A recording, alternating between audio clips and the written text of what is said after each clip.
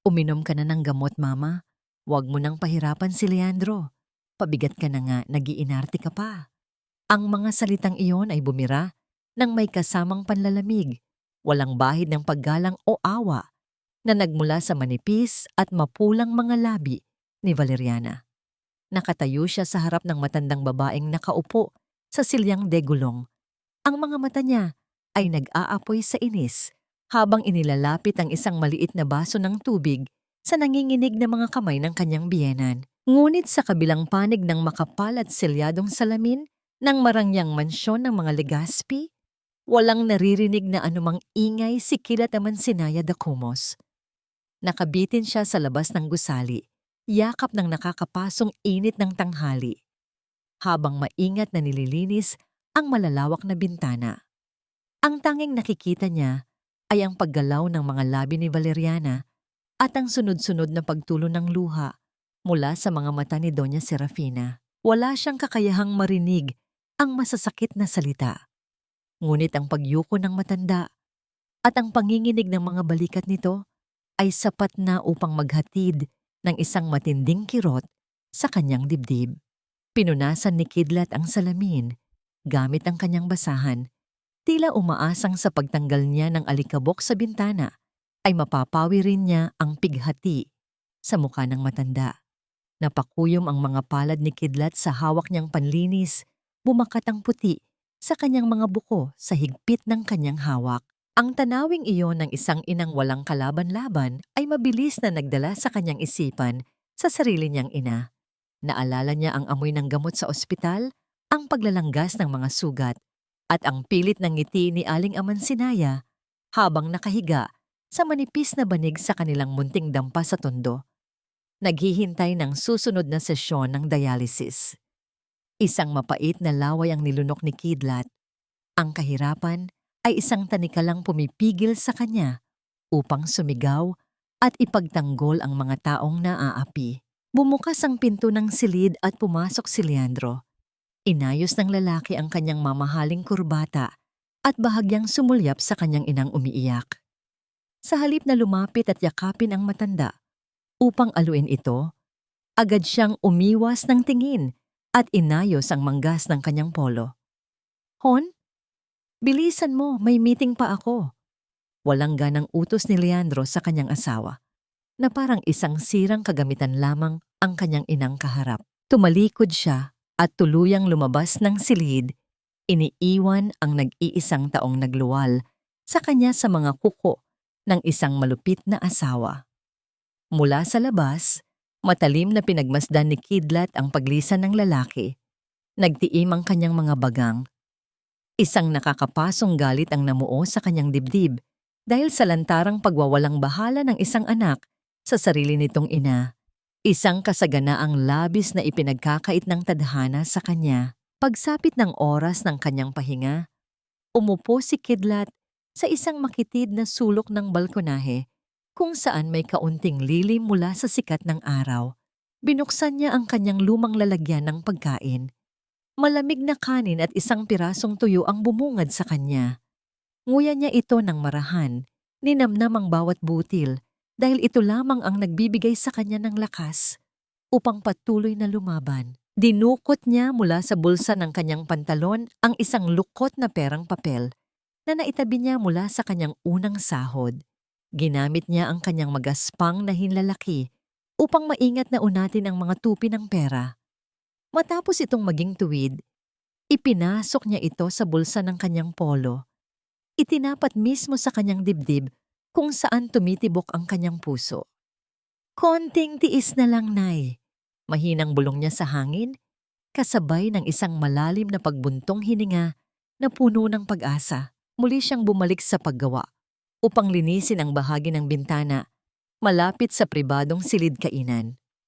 Nakabukas ng bahagya ang isang siwang ng salamin upang pumasok ang hangin. Mula sa kanyang pwesto, nahagip ng kanyang paningin si Valeriana na nakatayo mag-isa sa harap ng isang mangkok ng mainit na sabaw na inihanda para kay Doña Serafina. Pasikretong lumingalinga ang babae. Walang kaalam-alam na may dalawang matang nakamasid sa kanya mula sa labas. Inilabas ni Valeriana ang isang maliit na bote mula sa kanyang mamahaling bag. Binuksan niya ito at ibinuhos ang isang malabong likido sa loob ng sabaw bago ito mabilis na hinalo gamit ang isang pilak na kutsara. Isang malamig na kilabot ang gumapang sa buong katawan ni Kidlat. Sa labis na pagkabigla, dumulas ang kanyang pawisang kamay.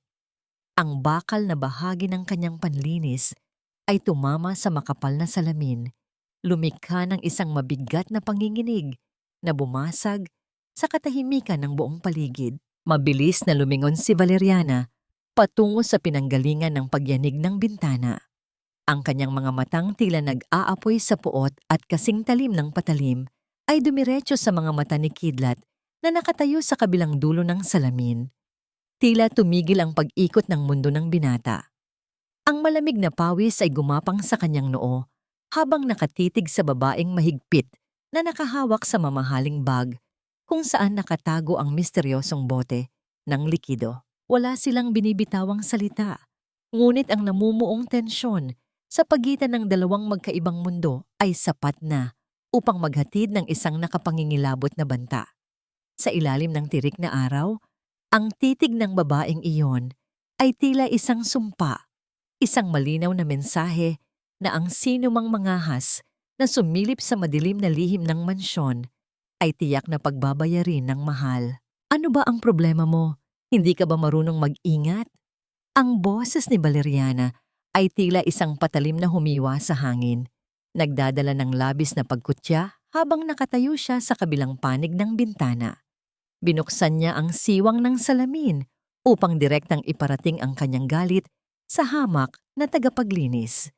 Ang kanyang mga mata ay nanlilisik, pinagmamasdan si Kidlat mula ulo hanggang paa na parang isang maruming insekto na nakadapo sa kanyang malinis na teritoryo. Kapag nabasag mo yan, kahit ibenta mo ang buong pagkatao mo, hindi mo mababayaran ang halaga niyan. Isang pagkakamali mo pa, sisiguraduhin kong mawawalan ka ng trabaho. Yumuko si Kidlat. Hinubad niya ang kanyang kupasing sombrero at mahigpit na pinisil ang dulo nito. Gusto niyang sumagot. Gusto niyang ipagtanggol ang kanyang sarili. Ngunit ang larawan ng kanyang inang nakaratay sa banig ay mabilis na gumuhit sa kanyang isipan. Nilunok niya ang kanyang dangal kasabay ng isang mapait na laway na nagpabigat sa kanyang lalamunan. Pasensya na po, ma'am. Nagulat lang po ako. Hindi na po mauulit. Mahinang tugon ng binata. Pilit tinatago ang panginginig ng kanyang boses dahil sa pilit na pagtitimpi. Isinara ni Valeriana ang bintana. Nang may marahas na puwersa, iniwan si Kidlat na mag-isang pinapasan ang bigat ng pang-aalipusta. Pagsapit ng gabi, umuwi si Kidlat sa isang mundo na milya-milya ang layo sa karangyaan ng mga Legaspi. Sa ilalim ng butas-butas na yero ng kanilang dampa sa tondo, walang mamahaling muebles o malamig na aircon, ngunit mayroong isang uri ng init na hindi mabibili ng salapi.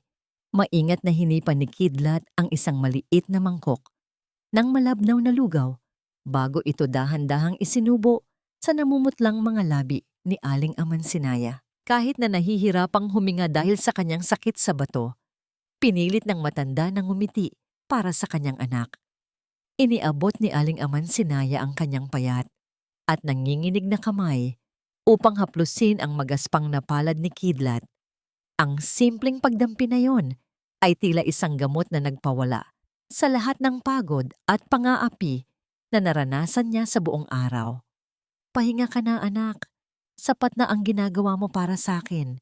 Malambing na wika ng kanyang ina. Walang bakas ng hinanakit sa kanilang sitwasyon, kundi purong pasasalamat lamang. Sa gitna ng kadiliman at kahirapan, ang kanilang munting tahanan ay napuno ng tahimik at payapang pagmamahalan, isang kayamanang hindi kailanman matitikman sa loob ng malamig na mansyon ng mga Legaspi. Kinabukasan, muling bumalik si Kidlat sa kanyang trabaho. Napansin niyang tahimik ang buong paligid dahil maagang umalis si Valeriana para sa isang pagtitipon ng mga mayayaman. Habang maingat niyang pinupunasan ang salamin sa tapat ng silid ni Doña Serafina, napansin niya ang matandang babae na nakaupo sa kanyang silyang de gulong. Lumingalinga muna si Doña Serafina, sinisiguro na walang ibang tao sa paligid. Bago niya dahan-dahang itinulak ang gulong ng kanyang upuan, palapit sa bintana. Gamit ang kanyang nanginginig na mga kamay, binuksan niya ng bahagya ang siwang ng salamin. Nagulat si Kidlat nang iabot ng matanda ang isang maliit na platito na may nakapatong na mamahaling hiwa ng cake. "Kainin mo ito, iho. Napansin kong puro tuyo ang kinakain mo tuwing tanghalian." Malumanay na wika ni Doña Serafina, ang kanyang tinig ay may bahid ng labis na pangungulila. Tinanggap ito ni Kidlat nang may pag-aalinlangan at labis na pasasalamat. Sa maikling siwang na yon, nagsimula silang mag-usap. Ikinuwento ni Kidlat ang kalagayan ng kanyang ina, kung paano siya nagtatrabaho araw at gabi upang makaipon para sa pagpapadialysis nito. Habang nakikinig, hindi napigilan ni Doña Serafina ang pag-agos ng kanyang mga luha. Ang mga patak ng tubig ay tahimik na naglandas sa kanyang mga kulubot na pisngi. Narito ang isang hamak na tagapaglinis. Ibinibigay ang buong buhay para sa kanyang ina, habang ang sarili niyang anak na si Leandro ay walang ginawa, kundi ipagtabuyan siya at maghintay sa kanyang kamatayan. Sa isang sandali ng wagas na pag-aruga, inilabas ni Doña Serafina ang isang mamahaling panyong seda mula sa kanyang bulsa. Iniabot niya ang kanyang kamay, palabas ng bintana at marahang pinunasan ang uling at pawis na nakamarka sa noo ni Kidlat. Ang kilos na yon ay puno ng pagmamahal ng isang ina, isang uri ng pagkalinga na matagal na niyang nais iparamdam ngunit walang gustong tumanggap. Napapikit si Kidlat sa lambot ng panyo at sa init ng pagmamahal ng isang estranghero na nag-alay sa kanya ng respeto. Ngunit hindi nila alam, sa likod ng makapal na kurtinang pelus sa loob ng silid, naroon si Maribel, ang tagapaglingkod ng mansyon, ay nakatayo sa dilim, mahigpit na nakahawak sa laylayan ng kanyang uniforme. Narinig niya ang lahat ng pag-uusap.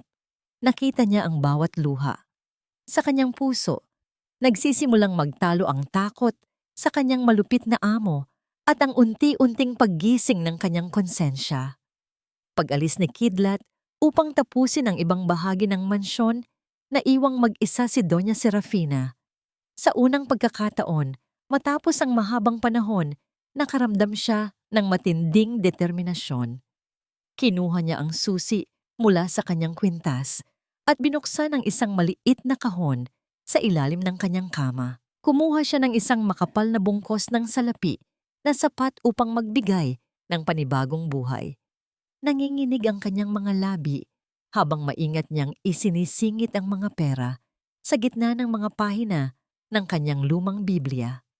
Para sa ina mo, Kidlat, bulong niya sa sarili, puno ng pag-asa na sa wakas ay makakagawa siya ng isang mabuting bagay na hindi makokontrol ng kanyang manugang. Ngunit bago pa niya maisara ang banal na aklat, biglang bumukas ang mabigat na pinto ng kwarto, kasabay ng pwersadong pagtulak na nagpadala ng malamig na hangin sa paligid. Ang matatalim na pagdikit ng takong ng sapatos sa makinis na marmol ay lumikha ng isang nakakapasong presensya na unti-unting lumalapit. Nanigas ang buong katawan ni Doña Serafina. Ang kanyang mga mata ay nanlaki sa takot, habang ang Bibliyang naglalaman ng kanyang lihim na tulong ay nananatiling bukas sa kanyang mga hita. Ang malamig na hangin mula sa bukas na pinto ay tila naging yelo na bumalot sa buong pagkatao ni Doña Serafina. Nakatayo sa mismong harapan niya si Valeriana. Ang mga mata nito ay nanlilisik at nakatutok sa bukas na pahina ng lumang Biblia kung saan nakapatong ang makapal na bungkos ng salapi. Isang malademonyong nanggiti ang unti-unting gumuhit sa mapupulang labi ng kanyang manugang. Walang pag-aalinlangan, lumapit si Valeriana at marahas na hinablot ang mga pera mula sa nanginginig na mga hita ng matanda. "Pera? Para saan ito, Mama? Para sa basurerong naglilinis ng bintana natin." Puno ng panguuyam na tanong ng babae habang iwinawasiwas ang salapi sa ere. "Nakakaawa ka. Namimigay ka ng yaman sa mga patay gutom habang ikaw mismo ay nabubulok na rito. Mas mabuti pang gamitin ko ito pambili ng bagong bag na ilalabas sa Paris kesa mapunta sa walang kwentang tao. Tuluyang bumagsak ang mga luha ni Doña Serafina.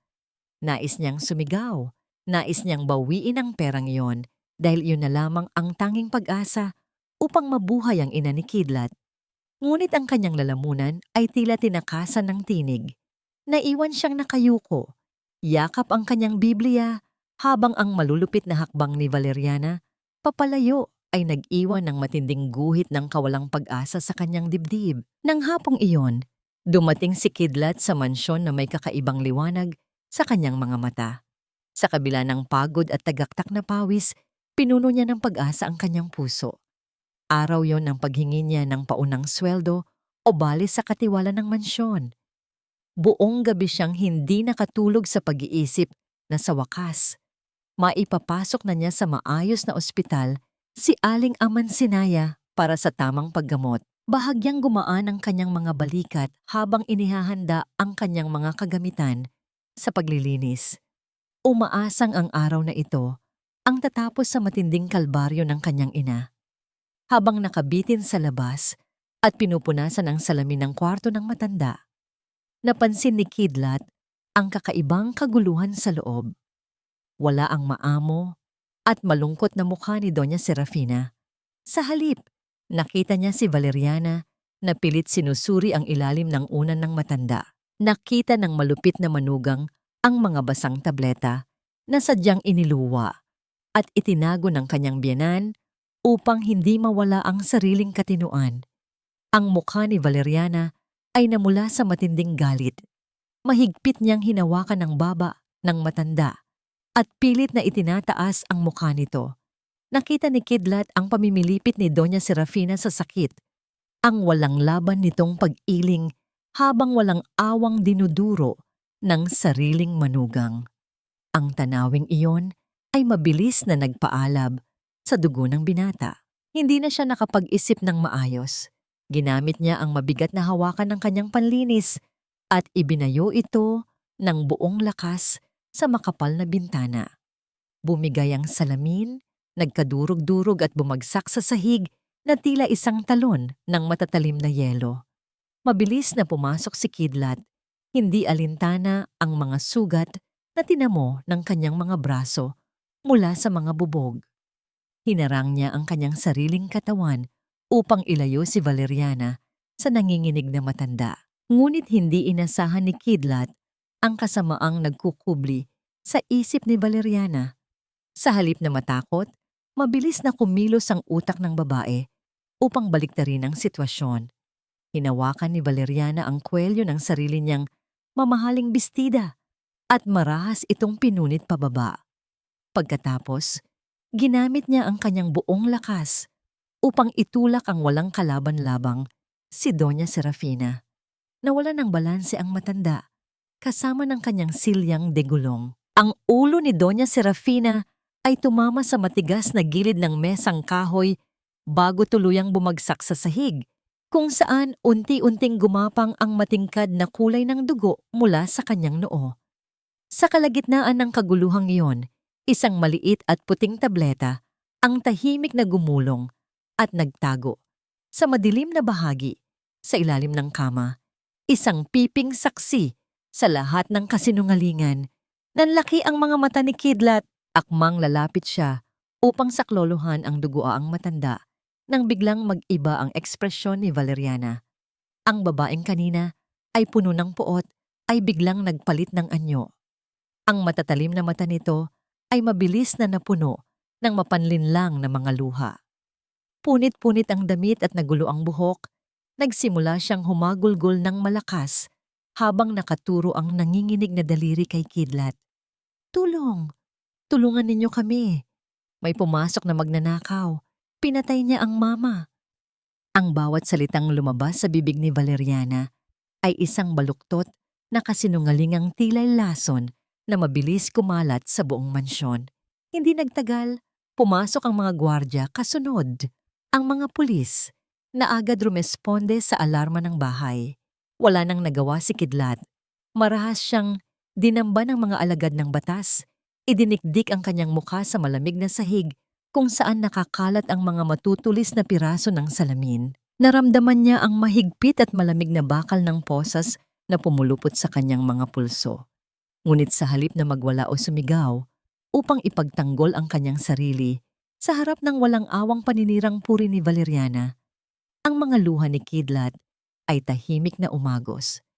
Ang kanyang paningin ay nakapako lamang sa nakahandusay at walang malay na katawan ni Doña Serafina. Takot na takot para sa buhay ng matanda. Wala siyang pakialam sa sariling kalagayan. Ang tanging idinadalangin ng kanyang umiiyak na puso ay ang kaligtasan ng nag-iisang estrangherong nagpakita sa kanya ng tunay na pagmamahal ng isang ina. Habang maingat na inilalabas ng mga kawani ng medikal si Doña Serafina upang dalhin sa ospital at inaaliw ng mga pulis ang nagkukunwaring biktima na si Valeriana, kinuha ng isang investigador ang lumang bag ni Kidlat. Nang buksan ito ng pulis at halungkati ng mga kagamitan sa loob, isang pamilyar at makapal na bungkos ng salapi ang inilabas niya sa paningin ng lahat. Ang mismong perang ninakaw ni Valeriana mula sa Biblia ng matanda ay palihim pala nitong isiningit sa bag ng binata upang tuluyan siyang idiin sa kasalanang hindi niya ginawa. Sa pagkakataong yon, dumating si Leandro. Hiningal siyang pumasok sa kwarto, tiningnan ang mga bakas ng dugo ng kanyang ina at mabilis na naniwala sa mga huwad na luha ng kanyang asawa. Ibinaling niya ang kanyang buong puot sa hamak na tagapaglinis. Lumapit si Leandro at walang awang dinuro ang nakadapak na binata. "Hayop ka! Pinakain ka na! Tinuklaw mo pa kami!" Ang bawat salita ni Leandro ay parang mga aserong pako na ibinabaon sa pagkatao ni Kidlat. Walang boses na lumabas sa lalamunan ng binata. Tanging mga luhang nag-uunahan sa pagtulo ang naging saksi sa panggigipit ng mga taong sakim sa kapangyarihan at yaman. Habang kinakaladkad siya ng mga alagad ng batas, palabas ng mansyon, pilit niyang nililingon ang duguaang matanda na isinasakay sa ambulansya. Ang tanging sumagot sa pag-iyak ng kanyang puso ay ang matinis at nakakabinging alulong ng sirena ng mga sasakyan ng pulis na tuluyang humiwa sa tahimik at madilim na gabi, nagdadala sa kanya palayo sa tanging pag-asa ng kanyang nag-aagaw buhay na ina. Ang sangsang ng kalawang at pamamasa ay pumuno sa sikip ng selda. Nakaluhod si Kidlat sa malamig na semento, mahigpit na nakakapit sa mga bakal na rehas. Ang kanyang mga mata ay namumula at nag-aapoy sa matinding pag-aalala habang nagmamakaawa sa mga pulis na naglalakad sa labas. "Sir, parang awa niyo na po. Isang tawag lang po. Kailangan po ng nanay ko ng pambili ng gamot." Pakiusap niya. Ang boses ay nababasag at pinipiga ng matinding kawalang pag-asa. Ngunit tanging ang pagwalang bahala ng mga alagad ng batas ang naging tugon sa kanyang paghikbi. Tinalikuran siya ng mga ito na parang isang hangin na walang halaga. Wala siyang nagawa, kundi ang mapayuko sa matinding kabiguan. Gamit ang dumi sa kanyang hintuturo, iginuhit niya ang isang maliit na krus sa inaamag na pader ng kulungan. Ipinikit niya ang kanyang mga mata ng mariin, hinayaan ang mga luha na maglandas sa kanyang pisngi at ipinagdasal hindi ang kanyang sariling kaligtasan, kundi ang patuloy na pagtibok ng puso ng kanyang ina. Sa kabilang dako ng lungsod, sa loob ng isang siksikan at mainit na pampublikong ospital, nanginginig ang buong katawan ni Aling Amansinaya. Ang kanyang balat ay tila nawalan na ng kulay at ang bawat paghugot niya ng hininga ay sinasamahan ng matinding paghihirap dahil sa lumipas na oras ng kanyang dialysis. Umiling ang doktor sa nurse na nakabantay, isang malungkot na pag-amin na wala silang magagawa hanggat walang bayad na naibibigay para sa mga kagamitang pantulong na gagamitin sa panggagamot. Ang tanging nagawa ng matanda ay ang pisilin ang laylayan ng kanyang manipis na kumot. Umaasang anumang oras ay papasok sa pintuan ng kanyang anak upang magdala ng liwanag. Bumalik ang eksena sa himpilan ng pulisya. Nakaupo si Valeriana sa harap ng investigador, patuloy na nagpapanggap bilang isang perpekto at kawawang biktima. Ang kanyang mga luha ay umaagos ng walang patid, isang mahusay na palabas upang itago ang itim ng kanyang budhi. Ibinabaon niya ang kanyang mukha sa balikat ni Leandro upang itago ang isang pasikretong ngiti ng tagumpay. Hinagod naman ni Leandro ang likod ng kanyang asawa. Pilit itong inaalo at sinisiguro na magiging maayos ang lahat. Wala siyang pakialam o kahit kaunting pag-aalala para sa sariling ina na kasalukuyang nag-aagaw buhay sa ospital matapos bumagsak ang ulo nito sa sahig. Ang buong atensyon niya ay nasa pag-aasam na maprotektahan ang pangalan at yaman ng kanilang pamilya. Sa isang madilim na sulok ng istasyon, malayo sa paningin ng mag-asawa, nakatayo ang isang lalaking nakasuot ng itim na suit. Ang kanyang mga mata ay matalim na nakamasid sa bawat galaw at kasinungalingan ni Valeriana. Tila nag-iipon ng mga detalye para sa isang malaking hakbang na siya lamang ang nakakaalam. Sa loob ng mansyon ng mga Legaspi, isang nakakabinging katahimikan ang namayani matapos ang madugong kaguluhan. Nanginginig ang mga kamay ni Maribel habang pinupunasan niya ang naiwang mantsa ng dugo sa sahig ng kwarto ni Doña Serafina. Ang bawat paghagod ng kanyang basahan ay sinasabayan ng masaganang pagtulo ng kanyang mga luha, ng pagsisisi at takot. Sa kanyang pagluhod upang linisin ang ilalim ng kama, nahagip ng kanyang paningin ang isang maliit na puting tableta na gumulong kanina sa kasagsagan ng pagtatalo. Dahan-dahan niya itong pinulot. Sa halip na itapon gaya ng uutos sana sa kanya, ikinuyom niya ito ng mahigpit sa kanyang palad. Batid na ang maliit na bagay na yon ang maaring maging susi sa katotohanang pinipilit ibaon ng kanyang malupit na amo. Pagsapit ng umaga, isang abogadong itinalaga ng gobyerno ang lumapit sa selda ni Kidlat. Ang mukha nito ay kakikitaan ng pagod at kawalan ng pag-asa. Iminungkahi ng abogado na aminin na lamang ni Kidlat ang mga paratang upang mapababa ang sentensya. Ipinapaliwanag na napakalakas ng impluensya at pera ng kalaban para labanan pa nila. Umiling si Kidlat ng mariin. Ang kanyang pagtutol ay hindi nanggagaling sa kayabangan, kundi sa isang matibay na paninindigan sa katotohanan. Kinagat niya ang kanyang ibabang labi ng napakalakas hanggang sa malasahan niya ang mapait na bakal ng sariling dugo. Hindi niya hahayaang tapakan ng mga sinungaling ang natitirang dangal ng kanyang pagkatao. Kahit pa ang kapalit nito ay ang kanyang sariling kalayaan at kinabukasan. Tumalikod ang abogado at tuluyang iniwan si Kidlat sa kanyang pag-iisa. Patuloy sa pag-agos ang mga luha ng binata. Basang-basa ang kanyang gusot na damit na puno ng dumi at pawis. Ngunit ang pagluluksa niya ay panandaliang nahinto nang may lumapit na isang pulis sa kanyang kulungan. Ang kahoy na pamalo ng pulis ay tumama sa mga bakal na rehas, lumikha ng isang mabigat na panginginig na umalingaw-ngaw sa buong pasilyo at kumuha sa atensyon ng binata. Tiningala ni Kidlat ang alagad ng batas. Kidlat Dacumos, may tawag galing sa ospital. Wika ng pulis, ang boses ay walang anumang emosyon na lalong nagpabigat sa kapaligiran. Tungkol sa nanay mo.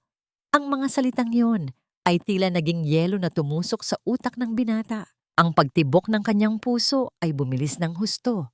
Pumipintig ng ubod ng lakas sa loob ng kanyang dibdib, na tila nais nitong kumawala sa matinding takot at pangamba sa kung anuman ang naghihintay na balita. Nang ilapat ni Kidlat ang malamig na telepono sa kanyang tainga, tila tumigil ang pag-ikot ng mundo. Ang balita mula sa kabilang linya ay nagdala ng magkahalong pighati at ginhawa. Nakatawid sa bingit ng kamatayan ang kanyang ina matapos ang masinsinang pag-aasikaso ng mga doktor, ngunit nahulog naman ito sa isang malalim na pagkahimbing na walang kasiguraduhan kung kailan gigising. Ibinaba niya ang telepono nang may nanginginig na mga palad. Sa halip na tuluyang magpalamon sa kawalan ng pag-asa habang nakatitig sa maruming sahig ng kulungan, Isang kakaibang apoy ang nag-alab sa kanyang dibdib. Pinunasan niya ang mga luha gamit ang likod ng kanyang kamay at humarap sa mga pulis ng may taas noong paninindigan. Hindi niya aaminin ang kasalanang kailanman ay hindi niya ginawa. Lalaban siya dahil iyon na lamang ang tanging paraan upang malinis ang kanyang pangalan at makabalik sa piling ng nag-iisang taong naghihintay sa kanya.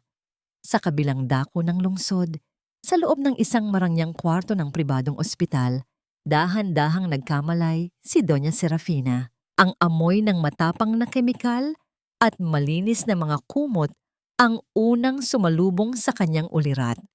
May makapal na balot ng benda ang kanyang noo, ngunit sa unang pagkakataon, matapos ang napakahabang panahon, malinaw na malinaw ang kanyang pag-iisip. Ang makapal na ulap na matagal nang bumabalot sa kanyang diwa dahil sa palihim na pagpapainom ng gamot ni Valeriana ay tuluyan ng napawi matapos ang 2 araw na hindi pag-inom nito. Bumalik sa kanyang ala-ala ang karahasang nangyari sa loob ng kanyang kwarto, ang walang awang pagtulak sa kanya, ang pagbintang sa inosenteng tagapaglinis at ang mapanlinlang na mukha ng kanyang manugang. Nang mapansin niyang bumukas ang pinto ng kanyang silid, mabilis niyang ipinikit ang kanyang mga mata at pinakalma ang kanyang paghinga. Nagpanggap na natutulog pa rin. Naramdaman niya ang presensya ng 2 taong lumapit sa gilid ng kanyang kama. Ang amoy ng mamahaling pabango ni Valeriana ay tila isang nakasusulasok na lason sa kanyang pangamoy. Yumuko si Valeriana at bumulong sa kanyang asawa. Kapag nadeklarang baliw na ang mama mo, sa atin na ang lahat ng kumpanya. Madali na nating maipapasok siya sa mental hospital. Puno ng kasakiman at malagim na plano ang mga salitang lumabas sa bibig ng babae. Naghintay ang puso ng matanda na ipagtanggol siya ng sarili niyang duguan at laman. Inaasahan niyang magagalit ang kanyang anak sa masamang balak ng asawa nito. Ngunit ang sumunod na narinig niya ay tuluyang pumatay sa natitirang pag-asa at pagmamahal niya para rito. Huminga ng malalim si Leandro bago sumagot sa isang tinig na puno ng karuwagan at pagkamakasarili. Ayusin mo lang ang papeles. Ayoko ng gulo. Siguraduhin mo lang na malinis ang lahat para hindi maapektuhan ang shares natin sa board. Tila may isang malamig at matulis na patalim na itinarak ng paulit-ulit sa dibdib ni Doña Serafina. Ang batang minahal niya, inaruga, at inalayaan ng kanyang buong buhay ay madaling ipinagpalit ang kanyang buhay at kalayaan para sa yaman at kaginhawaan. Tulo-tulo ang maiinit na luha na naglandas mula sa siwang ng kanyang mga nakapikit na mata, bumagsak at nag-iwan ng mantsa sa malambot na unan. Sa ilalim ng makapal na kumot, mahigpit na nakakuyom ang kanyang mga nanginginig na palad. Bumaon ang kanyang mga kuko sa sariling palad sa tindi ng galit at pagkawasak ng puso.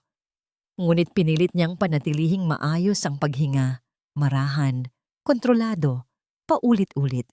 Ginamit niya ang natitira niyang lakas upang huwag sumigaw o magbitaw ng anumang salitang maaari niyang pagsisihan, lalo na habang nasa loob pa sila ng silid. Sa mga sandaling iyon, sa tahimik na kwarto ng mga tagapaglingkod sa mansyon, hindi rin mapakali si Maribel. Nakatitig siya sa maliit at puting tableta na ibinalot niya sa isang malinis na tissue. Itinago niya ito sa pinakailalim na bahagi ng kanyang lumang aparador, sa pagitan ng kanyang mga nipis na damit. Patuloy siyang nag-iisip kung paano gagamitin ang tanging ebidensya ng paglalason nang hindi nalalagay sa panganib ang sariling buhay laban sa kapangyarihan ni Valeriana. Nang maramdaman ni Doña Serafina na tuluyan nang nakalabas ang mag-asawa at sumara na ang pinto ng kanyang silid, dahan-dahan niyang iminulat ang kanyang mga mata. Wala na ang maamo, malungkot, at nalilitong matanda na sanay magparaya.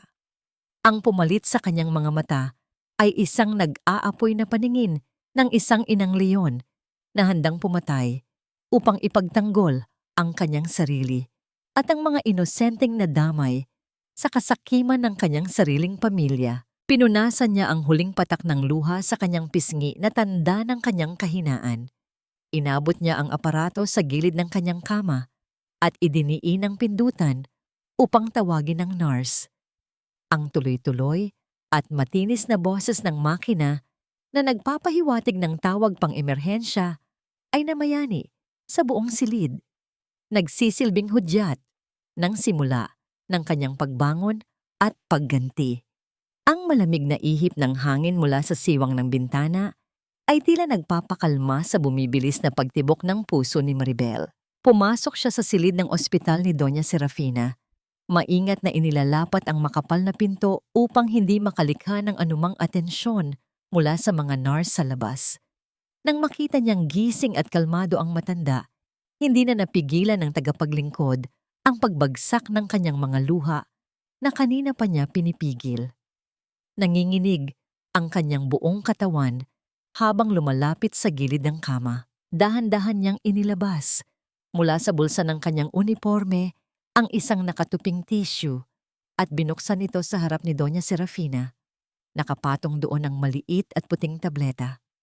Humihikbi si Maribel habang inilalahad ang buong katotohanan mula sa palihim na pagpapalit ng gamot ni Valeriana hanggang sa pagkakadiin ng walang kalaban-labang si Kidlat. Inihanda niya ang sarili sa sampal o galit ng kanyang amo dahil sa kanyang pananahimik noong una. Ngunit walang galit na sumalubong sa kanya. Sa halip, iniangat ni Doña Serafina ang kanyang nanginginig at magaspang na kamay upang abutin ang mga palad ni Maribel. Pinisil ng matanda ang kamay ng tagapaglingkod ng may buong pag-unawa at pagmamahal. Walang paninisi sa kanyang mga mata, kundi isang malalim na pasasalamat sa katapangan ng isang taong piniling tumindig para sa tama.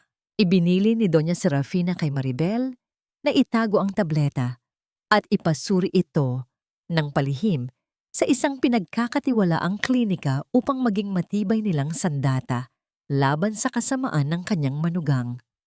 Sa mga sandaling iyon, bumukas ang pinto at pumasok ang isang lalaking nakasuot ng maayos na itim na kasuotan.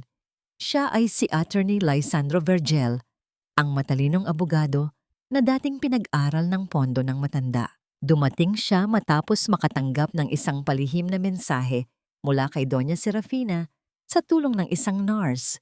Agad siyang lumapit at nagbigay ng malalim na paggalang. Sa harap ng abogadong tapat na naglilingkod sa kanya, inilatag ng matanda ang kanyang mga plano. Hindi na siya ang mahinang inang pilit nagbubulag-bulagan. Siya ngayon ay isang babaeng naghihintay ng tamang pagkakataon upang bawiin ang hustisyang ipinagkait sa kanya at sa inosenteng tagapaglinis. Bago sumapit ang gabi, nagtungo si Attorney Lisandro sa madilim at mabantot na kulungan kung saan nakakulong si Kidlat. Dala ng abogado ang isang lalagyan ng mainit na pagkain. Umupo siya sa tapat ng selda at inilapit ang pagkain sa mga rehas. Tiningala siya ni Kidlat. Ang mga mata ay puno ng pagtataka at kawalan ng pag-asa matapos ang ilang araw ng gutom at pag-iyak.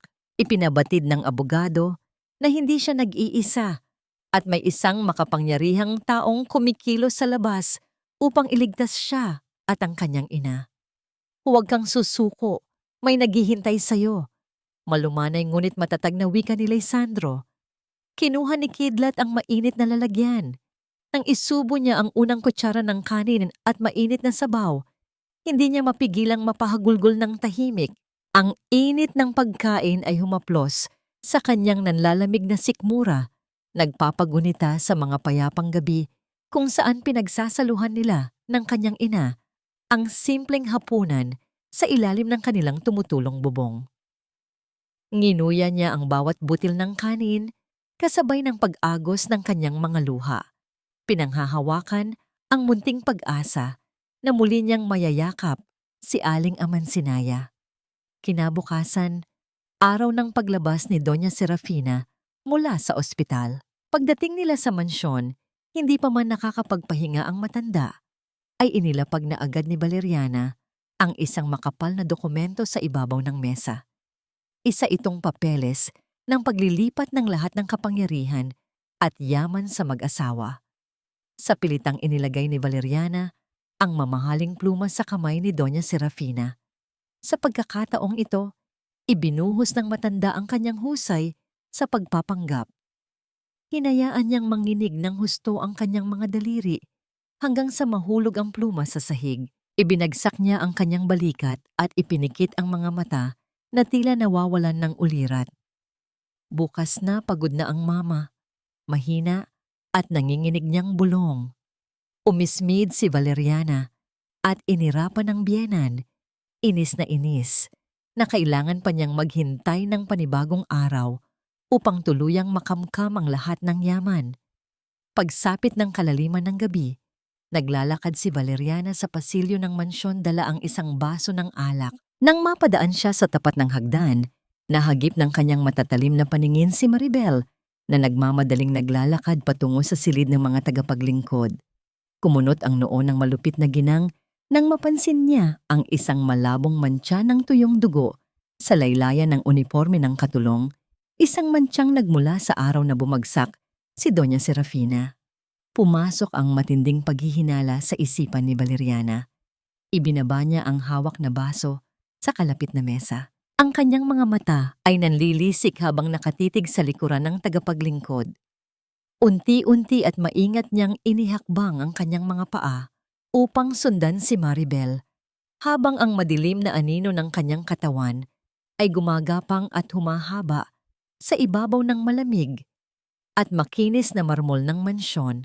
Nagdadala ng isang tahimik na panganib na handang sumakmal anumang oras. Ang pinto ng silid ni Maribel ay marahas na bumukas, walang anumang katok o babala, at halos sumalpok sa dingding. Pumasok si Valeriana na parang isang bagyong handang manalasa. Ang kanyang mga mata ay matalim na nakatutok sa hamak na tagapaglingkod na napatalon sa matinding gulat. Itinuro ni Valeriana ang laylayan ng uniforme ng katulong. "Saan galing ang dugo sa damit mo? Huwag kang magsisinungaling sa akin, Maribel. Alam kong may kinalaman ka sa gulo noong isang araw." Isang malamig na kaba ang gumapang sa buong katawan ni Maribel. "Ma'am, pasensya na po." Humihikbi niyang wika. "Nahiwa po ako noong nililinis ko ang mga bubog sa kwarto ni Doña Serafina. Natalsikan po ng dugo ang damit ko, hindi ko po namalayan."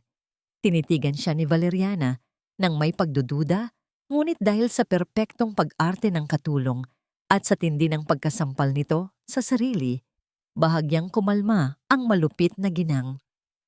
"Wala kang kwentang katulong," inis niyang tugon bago tumalikod at marahas na isinara ang pinto. Naiwang nanginginig si Maribel, ngunit sa likod ng kanyang mga luha ay isang matatag na determinasyon na ituloy ang kanilang lihim na plano. Kinabukasan, maingat na ipinuslit ni Maribel ang maliit na tableta palabas ng mansyon. Dinala niya ito sa tanggapan ni Attorney Lysandro Vergel. Isang selyadong sobre ang naghihintay sa kanila mula sa isang pinagkakatiwalaang laboratorio. Binuksan ito ng abogado at binasa ng malakas ang resulta. Ang tableta ay naglalaman ng mataas na antas ng haloperidol, isang malakas na gamot na ginagamit sa mga taong may malalang sakit sa pag-iisip. Kung ipaiinom ito sa isang malusog na tao, magdudulot ito ng pagkalito, panghihina at pagkawala ng memorya. Ito na ang pinakamatibay na ebidensyang kailangan nila upang patunayan ang masamang balak ni Valeriana. Isang malamig at matigas na ekspresyon ang gumuhit sa mukha ni Doña Serafina nang muling iparating sa kanya ang balita sa telepono. "Ang hayop kong manugang," mariin niyang wika, "ang bawat salita ay may bigat ng isang sumpang hindi na mababawi." Samantala, sa loob ng kanilang marangyang opisina, hindi mapakali si Leandro habang pinagmamasdan ang mga numerong pabulusok sa screen ng kanyang computer. Bumagsak ang stocks natin mula nang kumalat ang balita tungkol sa nangyari sa mansyon. Sigaw niya sa telepono habang kausap si Valeriana. Ang kanyang boses ay puno ng kasakiman at pag-aalala para sa kanilang yaman. Walang bahid ng pag-aalala para sa kalusugan ng sariling ina. "Kailangan mo nang mapapirma si Mama Bukas na bukas. Wala na tayong oras. Ramdam na ramdam ni na Doña Serafina at Attorney Lisandro ang panganib na dala ng pagkainip ng mag-asawa. Sa isang tahimik na pag-uusap, binuo nila ang huling yugto ng kanilang plano. Gagamitin nila ang kasakiman ng mag-asawa laban sa mga ito. Tatawagan ko si Valeriana, determinadong wika ng matanda. Sasabihin kong handa na akong pumirma bukas ng umaga. Ngunit may kondisyon ako. Gagawin natin ito sa opisina ng pinakamalaking notaryo sa Makati. Naintindihan agad ni Lisandro ang plano. Doon, sa harap ng batas at ng maraming saksi, ilalabas nila ang lahat ng kanilang ebidensya. Doon, sa lugar kung saan inaasahan ni Valeriana ang kanyang pinakamalaking tagumpay, doon din siya babagsak ng walang kalaban-laban. Pagsapit ng umaga, isang nakakasilaw na liwanag ang pumasok sa bintana ng mansyon.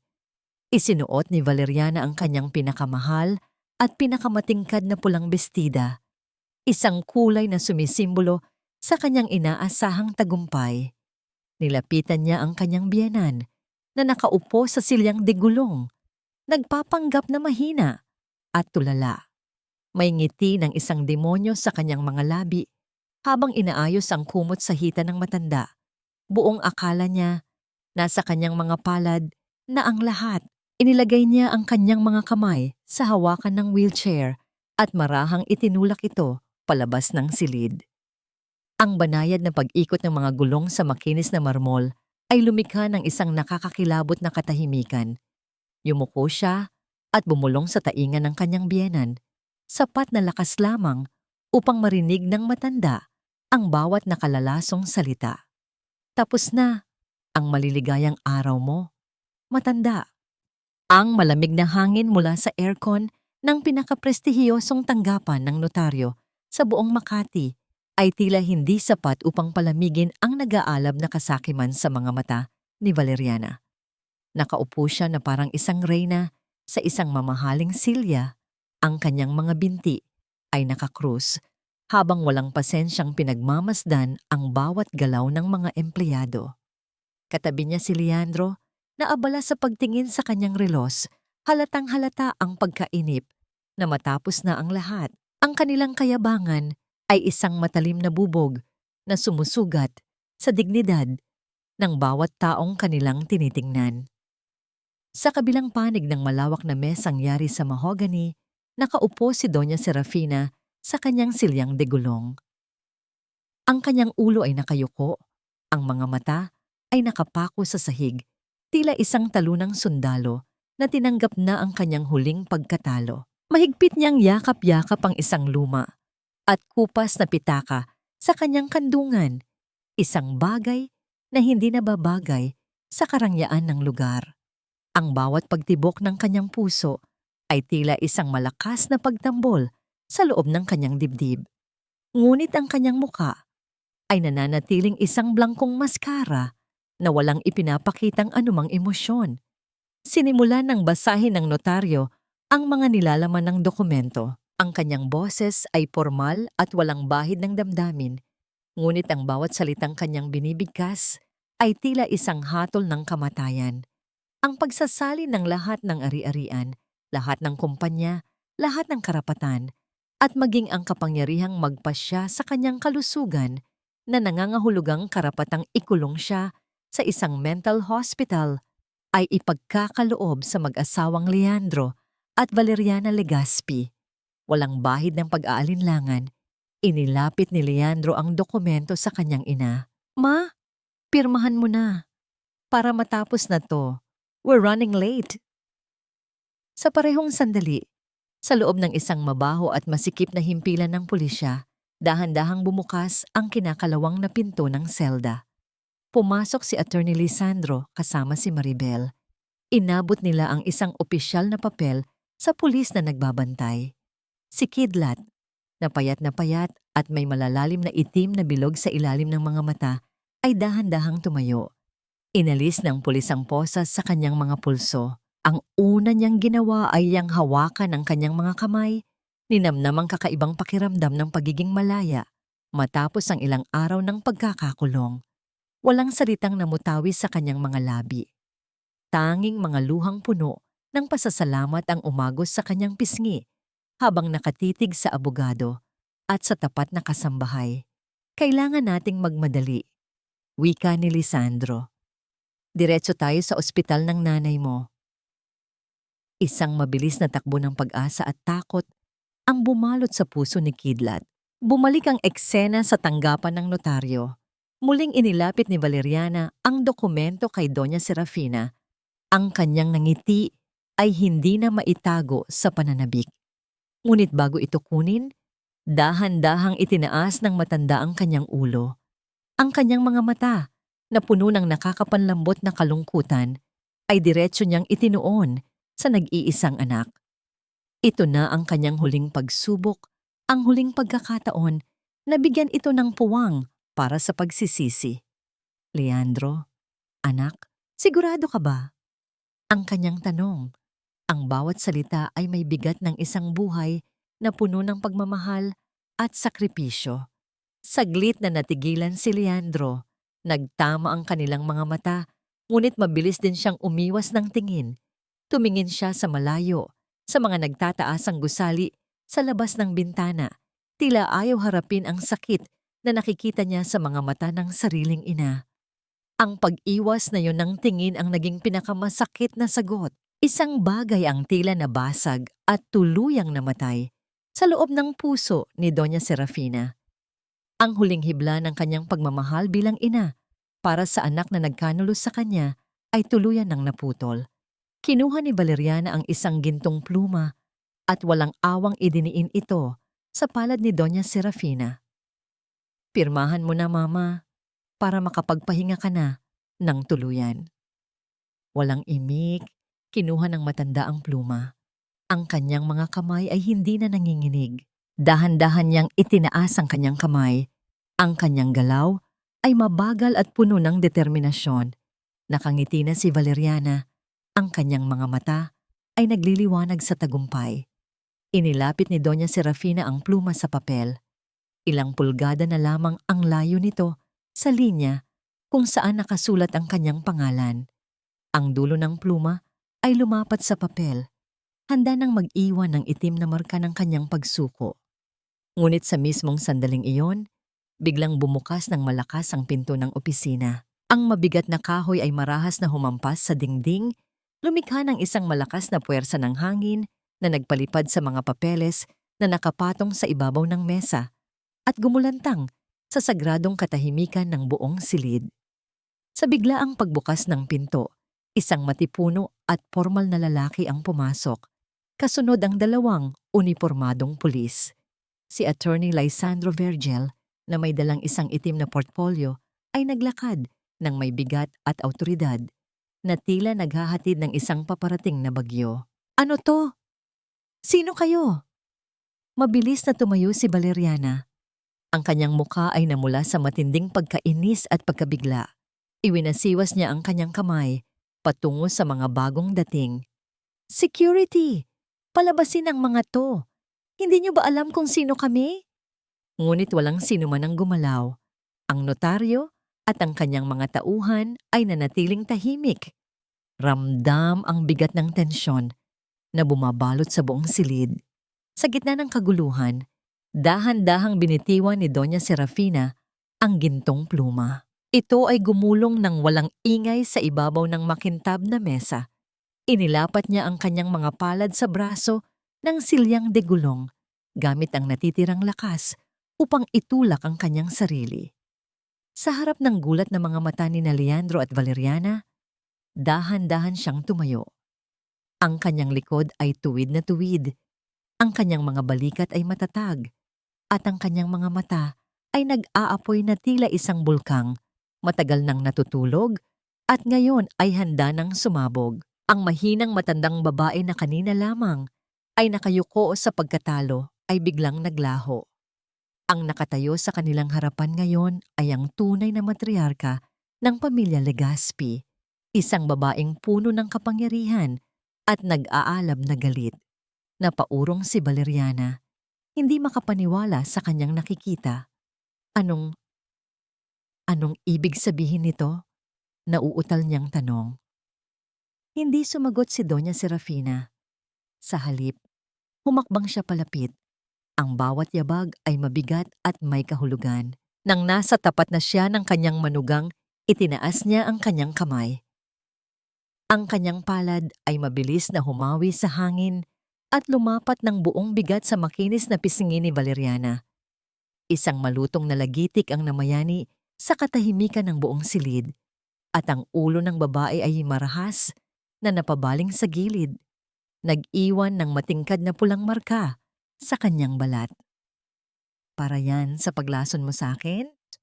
Mariing wika ni Doña Serafina, ang kanyang boses ay bago pa man makabangon mula sa pagkabigla. Inilabas ni Attorney Lysandro ang isang selyadong folder mula sa kanyang portfolio. Ito ang resulta ng laboratory test ng tabletang ibinigay kay Doña Serafina. Ito po ay haloperidol, isang gamot para sa mga pasyenteng may malalang sakit sa pag-iisip, na ipinainom ng labis sa kanya. Paliwanag ng abogado, ipinapakita ang dokumento sa notaryo at sa mga pulis.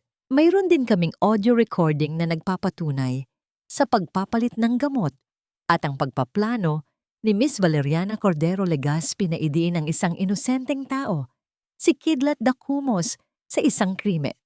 Iniabot naman ni Maribel na nakatayo sa likuran ni Lisandro ang isang maliit na recording device na kinapapalooban ng boses ni Valeriana na nagpapaliwanag ng kanyang mga masasamang plano. Biglang bumagsak si Leandro sa kanyang mga tuhod.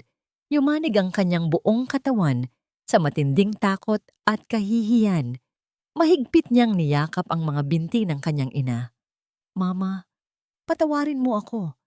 Nadala lang ako sa sulsul niya. Hindi ko po sinasadya, Mama. Patawarin mo po ako. Ang kanyang mga luha ay umaagos ng walang humpay, pilit na ginagamit ang kanyang huling baraha, ang awa ng kanyang ina. Ngunit huli na ang lahat. Tiningnan ni Doña Serafina ang kanyang anak nang may labis na pighati. Sa isang mabigat na galaw, yumuko siya at dahan-dahang inalis ang mga kamay ni Leandro sa kanyang binti na tila nagtatanggal ng isang dumi.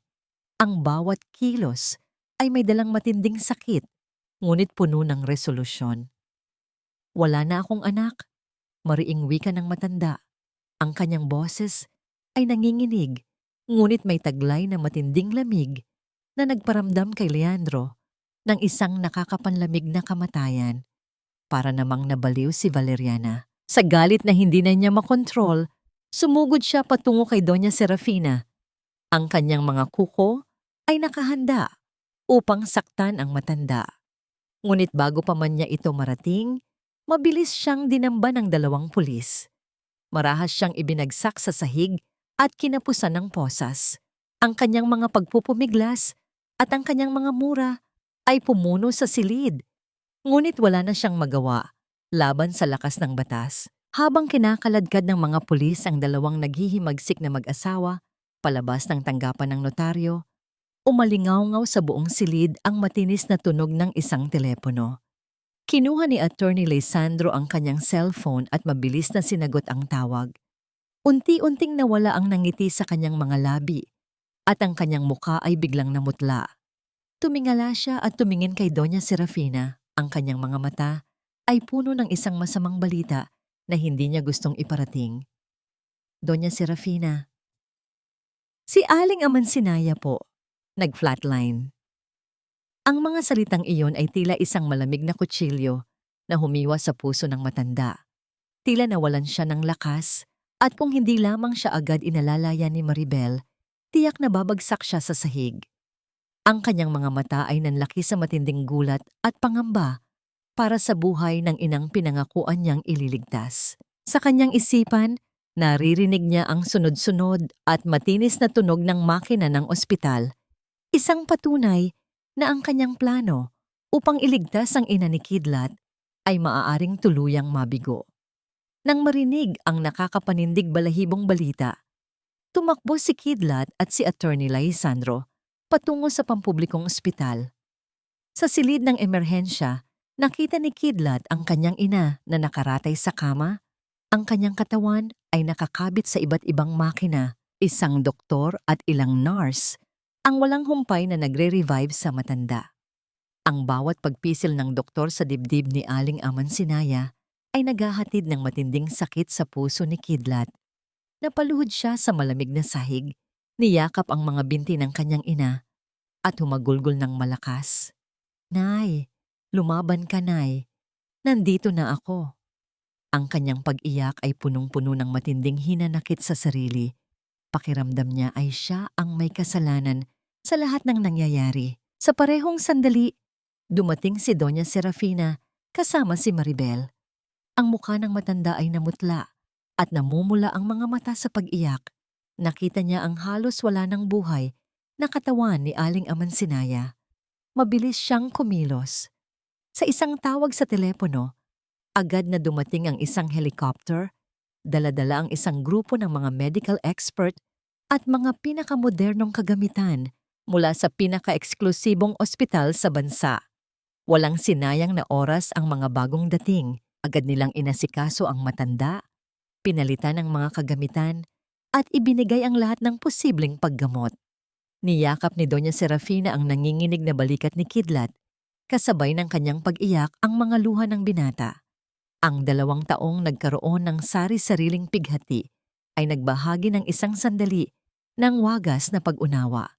Ilang minuto ng tensyon at pag-asa ang lumipas. Ang paghinga ng lahat ay tila huminto, naghihintay sa bawat galaw ng mga doktor. Sa wakas, ang matinis na tunog ng monitor ng puso ay naging isang serye ng maliliit at tuloy-tuloy na pagpalo. Ang nag-aagaw buhay na puso ni Aling Amansinaya ay muling tumibok. Napaupo si Kidlat sa sahig. Ang kanyang mga mata ay nanlaki sa labis na kaligayahan. Niyakap niya ang kamay ni Doña Serafina at humagulgol ng malakas. "Maraming salamat po, Mama. Maraming salamat po." Ang kanyang mga salita ay puno ng pasasalamat. Ang mga luha ay naghahatid ng isang matinding kaginhawaan. Samantala, sa loob ng kulungan, nawalan ng pag-asa si Valeriana. Ang kanyang mamahaling bestidang pula ay halos punit-punit na. Ang kanyang buhok ay nagulo at ang kanyang mukha ay puno ng dumi at luha. Wala siyang nagawa kundi ang mapaupo sa malamig at maruming sahig. Hinablot ng kanyang mga kasamang bilanggo ang kanyang mamahaling bag at sinimulang hubaran. Siya ng kanyang mga alahas, iniwan siyang nakasalampak na parang isang basahan. Sa labas ng kulungan, si Leandro ay nawalan ng lahat. Ang kanyang mga kumpanya, ang kanyang mga ari-arian, at ang kanyang pangalan ay nawala na parang bula. Naglakad siya ng walang patutunguhan sa mga kalsada ng Makati, isang lalaking walang kaluluwa na nakaramdam ng tunay na bagsik ng kanyang mga maling desisyon. Ang dating maingay at magarbong buhay ay pinalitan ng nakakapanlambot na katahimikan at matinding pagsisisi. 6 na buwan ang lumipas at ang sikat ng araw ay hindi na kasing sakit humampas sa balat. Isang malinis at simpleng sasakyan ang huminto sa dulo ng makitid na eskinita ng tondo. Lumabas mula rito si Doña Serafina, na ngayon ay nakasuot ng isang formal ngunit hindi mamahaling barot saya. Hindi na siya ang matandang balisa at puno ng lungkot. Ang kanyang mukha ay may bakas ng matamis na kapayapaan habang naglalakad siya patungo sa bago at maayos na bahay ni na Aling Amansinaya. Ang dating dampa ay napalitan ng isang matibay na istrukturang may malinis na pader at bintana. Sa loob ng bahay, isang simpleng hapagkainan ang naghihintay. Hindi ito puno ng mamahaling kristal o pilak na kagamitan, kundi mga platito ng pritong tuyo, mainit na sinigang at puting kanin. Nakaupo sa gilid ng mesa si Aling Amansinaya na ngayon ay malusog na at may bahagyang kulay na ang mga pisngi. Ang kanyang mga mata ay nagniningning sa kaligayahan habang tinitingnan si Kidlat na abala sa paghahanda ng kanilang salo-salo. Nagningning ang mga mata ng binata nang makita si Doña Serafina. Tinulungan niya ang matanda na makaupo. Ang kanilang munting tahanan ay napuno ng tahimik at payapang pagmamahalan, isang kayamanang matagal nang hinahanap ni Doña Serafina Sa kanyang malawak at malamig na mansyon, isang araw, nakatanggap si Doña Serafina ng isang nakatuping liham mula sa piitan. Ito ay galing kay Leandro, puno ng paghingi ng tawad at pagsisisi. Hindi niya ito agad binuksan. Pinisil niya ang papel sa kanyang palad. Hinayaan ang mga alaala ng sakit na dumaan sa kanyang isipan, ngunit wala na itong kakayahang saktan ang kanyang puso. Inilapag niya ang liham sa ibabaw ng kanyang lumang Biblia. Hindi niya ito sinunog, ni hindi rin niya ito sinagot. Sa kanyang pagtahimik, pinili niyang patawarin ang kanyang anak. Hindi para kay Leandro, kundi para sa sarili niyang kapayapaan.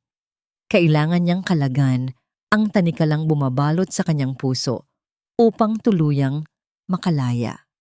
Si Kidlat ay hindi na lamang isang tagapaglinis ng bintana. Ngayon, suot niya ang isang malinis at formal na uniforme bilang tagapamahala ng Amansinaya Foundation, isang organisasyon na itinatag ni Doña Serafina upang magbigay ng tulong medikal at legal sa mga mahihirap na manggagawa. Kasama niya si Attorney Lisandro na nagtatrabaho ng walang pag-aalinlangan. Hindi na siya nakatingin sa labas ng bintana upang tanawin ang mundong hindi niya kayang abutin.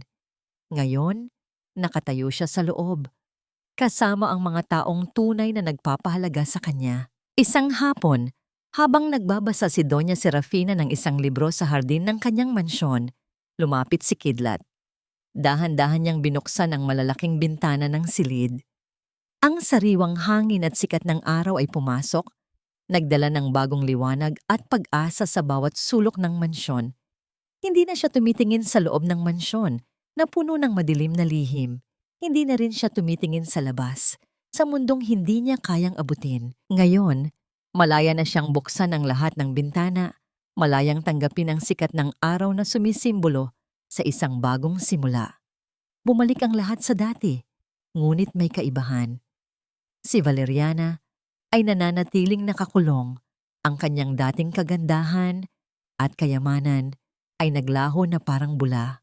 Si Leandro naman ay patuloy na naglalakad ng walang patutunguhan, isang anino ng kanyang dating sarili, pilit na hinahanap ang kapatawaran na hindi na maibabalik. Sa huling sandali, habang nakaupo si Doña Serafina sa tabi ni Aling Amansinaya, hinawakan niya ang magaspang na kamay ng matanda. Tumingala siya kay Kidlat. Kidlat, ang pamilya ay hindi lamang binubuo ng mga taong may iisang dugo. Ang pamilya ay ang mga taong handang kumapit sa iyo sa gitna ng unos, ang mga taong pipiliing ipagtanggol ka sa kabila ng lahat. Ikaw at ang iyong ina, ang aking tunay na pamilya. Ang kanyang mga mata ay lumuha sa matinding kaligayahan. Ito na ang kapayapaang matagal niyang hinanap. Ang tunay na kayamanan ng isang tao ay hindi nakikita sa taas ng mga gusaling kanyang itinayo, kundi sa lalim ng kanyang pusong handang magmahal, magpatawad, at tumindig para sa katotohanan.